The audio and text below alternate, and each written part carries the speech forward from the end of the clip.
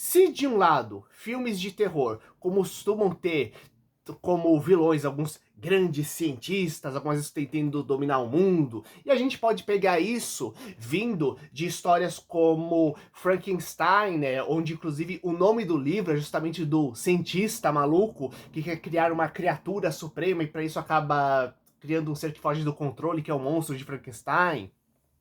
Ou mesmo do médico e o monstro, onde, como o próprio nome diz, né, é o cientista que cria uma fórmula, teoricamente, para deixar todo o mal dele fora do corpo, porém esse mal acaba pegando e assumindo o próprio comando dele, criando uma coisa muito horrorosa, né, que é o do Mr. Hyde, essa identidade maligna, né, que inclusive inspiraria grandes histórias como, por exemplo, do Incrível Hulk, né.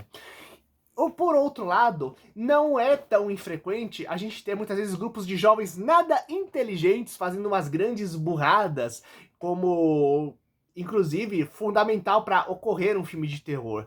E por que acontece isso? Por que essa ignorância, apesar de não ser padrão, por incrível que pareça, existem muitos filmes de terror onde tem personagens inteligentes, mas por que isso virou tanto modelo? Então, eu sou o Luiz, bem-vindos aos Monstros de Aventuras, e hoje num papo um pouquinho diferente, vamos falar um pouco sobre a questão de personagens fazendo besteiras em filmes de terror. E eu tive a ideia desse vídeo quando eu estava fazendo análise, que eu acabei desistindo, de um filme de terror chamado Ruínas, onde eu estava assistindo, né, e a ideia básica que parece interessante, que é um grupo de jovens vai até umas ruínas na América Central e nelas eles acabam sendo atacados por um monstro planta que possui os seus corpos. Que me parecia interessante.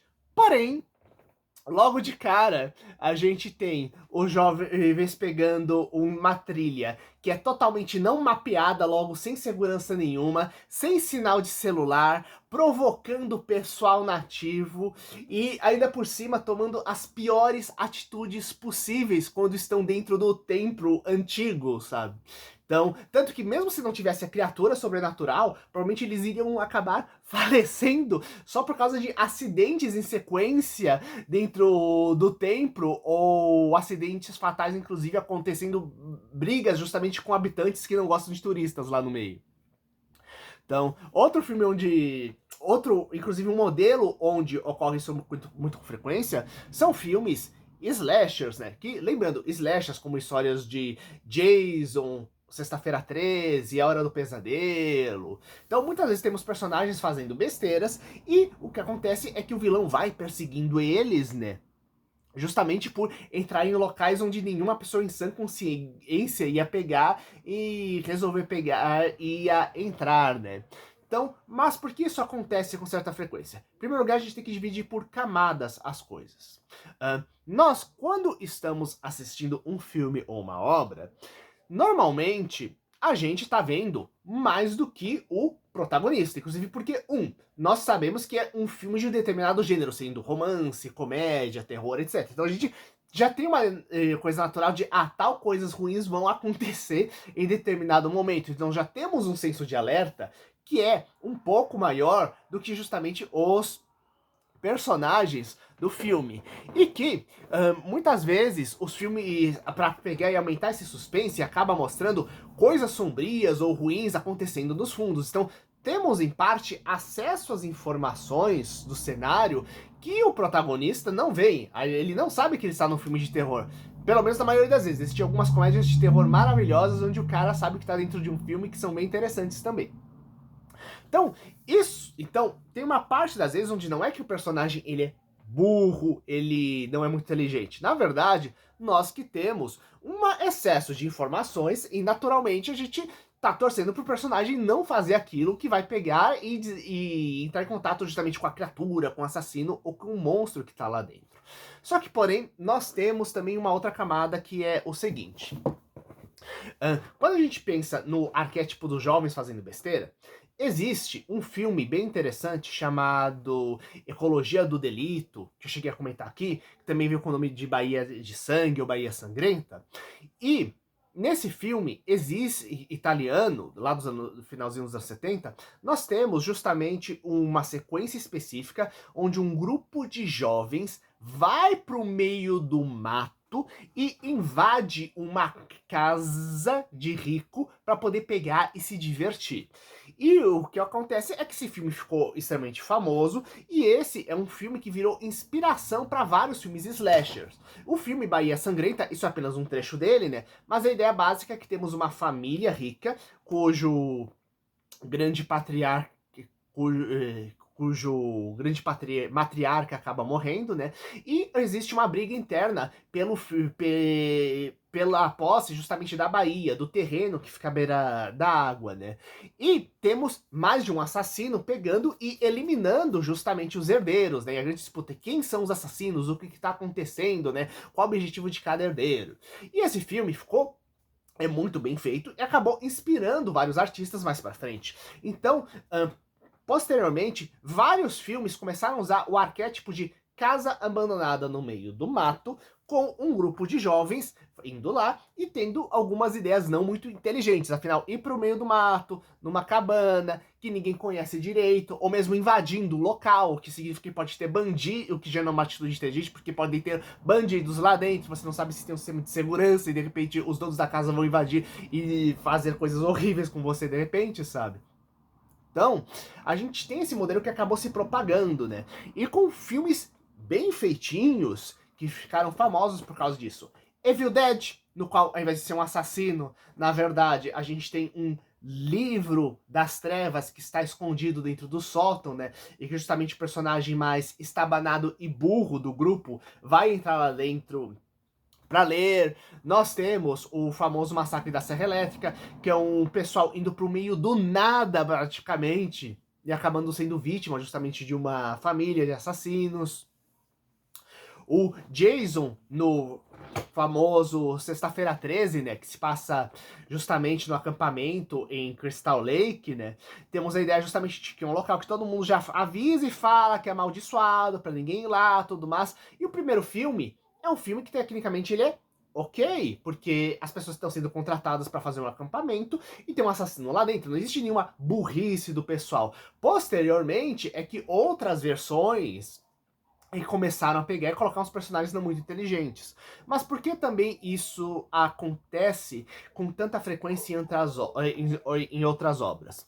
Quando você vai fazer uma obra de terror, você tem que fazer com que justamente tenha um adversário que seja maior, mais poderoso do que os protagonistas, já que a ideia é que aquilo tem que ser só uma ameaça. Então, aquilo tem que ter recursos, seja maior velocidade, seja recursos financeiros, sejam poderes psíquicos, mas a ideia é que tem que ter uma diferença brutal de poder e autoridade entre justamente a força do mal com o qual você está lidando e o herói. Se elas estiverem próximos, você tem um filme muito mais uma disputa de suspense, ou mesmo um filme de ação, né, como Blade, o Caçador de Vampiros, ou Hellboy, né, que são filmes com elementos de terror, porém justamente como os personagens têm um nível de poder bem próximo ao do adversário, a gente não tem tanto um sentimento de urgência. E uma das formas da gente pegar e fazer com que essa diferença de autoridade seja significativa é pegando e colocando justamente uma inteligência superior também para o adversário. Então pegando, né, um cara que tem um plano sinistros, onde está tudo planejado, criou armadilhas muito elaboradas, né? Um dos melhores exemplos disso, inclusive, é o clássico Jogos Mortais, que teve múltiplas continuações, né? Só que para você criar situações complicadas, no qual sejam difíceis e tensas, o que acontece, isso envolve você como roteirista, ator, você tem que pensar, elaborar, demora um tempo para você fazer isso, você vai rascunha vários testes de várias possibilidades de armadilhas, de vários tipos de perseguição e como sair dessas perseguições, né? Então, só que se você reduz a inteligência do pessoal, se o pessoal não é muito inteligente, se eles não vão pelas saídas óbvias daquilo, isso facilita muito para escrever um roteiro. Afinal, se você tem quando você está escrevendo um roteiro, você vai pensar, tem uma ameaça X na minha frente, então eu posso tentar A, B e C para tentar escapar delas, é isso que eu pensaria. Mas então como eu posso fazer com que essa ameaça X seja realmente ameaçadora, já que eu posso escapar dessa forma? Ah, mas se os personagens forem burros, eles não vão pensar em nenhuma dessas três alternativas, né? Então, muitas vezes, a gente pode pensar até onde filmes onde a maioria dos personagens não são lá muito inteligentes, se dá justamente por preguiça, não apenas por preguiça de roteirista, mas pela questão de que você quer fazer um filme rapidamente para pegar um hype, para pegar algo que esteja sucesso, ou mesmo para você pegar quanto menos tempo você tiver, menos tempo você gasta para pegar e produzir aquilo, logo menos dinheiro gasto. Então temos muitas vezes a questão da burrice é muito mais por roteiros rasos, onde o roteirista não quer pensar e você não quer trabalhar muito em cima dos personagens por causa disso. Tanto que você perceber, nesses filmes onde os personagens morrem com certa facilidade e são bem limitados de enfrentar as ameaças, são ao mesmo tempo aqueles onde os personagens costumam ser rasos, onde a gente não quase sabe sobre a família deles, a motivação de por que eles estão lá, qual é a personalidade deles, né? O que eles gostariam de sair pra poder pegar e fazer outras coisas quando acabar aquela ameaça, né? O que eles pensam exatamente sobre aquela ameaça. Não, muitas vezes você só tem um padrão mais ou menos como age o personagem, e muitas vezes são filmes onde a gente tem uns 3 ou 4 personagens iguais que só servem pra morrer, né? Então, muitas vezes, quando a gente tem personagens que parecem muito limitados pra resolver os problemas no filme de terror, é por causa disso. É justamente pela preguiça, pela dificuldade, pela facilidade com qual você tende para escrever a história, se os personagens são limitados, né? Porque quanto mais inteligentes são os seus protagonistas, maior e mais complexa e mais elaborada tem que ser a ameaça, né? Para poder pegar e gerar uma situação de suspense, gerar uma situação de desespero e gerar uma situação que seja um filme de pelo menos 1h30, ao invés de um capítulo de 20 minutos de um seriado, por exemplo, né? Então, temos essas questões que são associadas. E temos um terceiro componente que eu acho muito interessante, que é o seguinte: temos uma questão associada à questão de aprendizado. Isto é, você tem, normalmente isso acontece quando você tem um grupo e um dos personagens faz algumas besteiras, inclusive para você ver que aquilo lá é errado.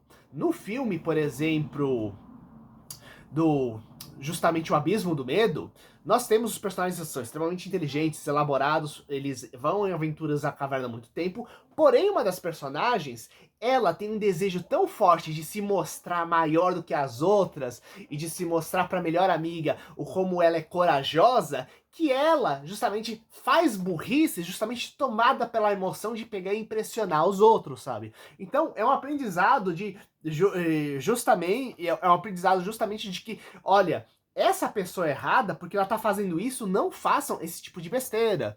Ou outros, por exemplo, temos o filme Vida, que é um terrorzinho bacaninha, apesar de não ter feito muito sucesso. O que acontece? O cientista principal que tá lidando com a forma de vida alienígena, quando ele vê que aquela forma de vida alienígena ela pode morrer, isso quando ele é só um pouquinho de células dentro de um tubinho e tudo mais, e ele entra em desespero porque dá um problema na estação espacial onde eles estão e vê que o bichinho pode morrer, ele entra tanto em desespero que ele quebra todos os protocolos de segurança, inclusive só para deixar o bicho vivo, mesmo que isso modifique totalmente a química do bicho, né? Então, ele deixou de lado, nem mesmo tipo, eu quero salvar o bichinho, não. Eu preciso pegar essa pesquisa maravilhosa que vai revolucionar, que vai me deixar famoso.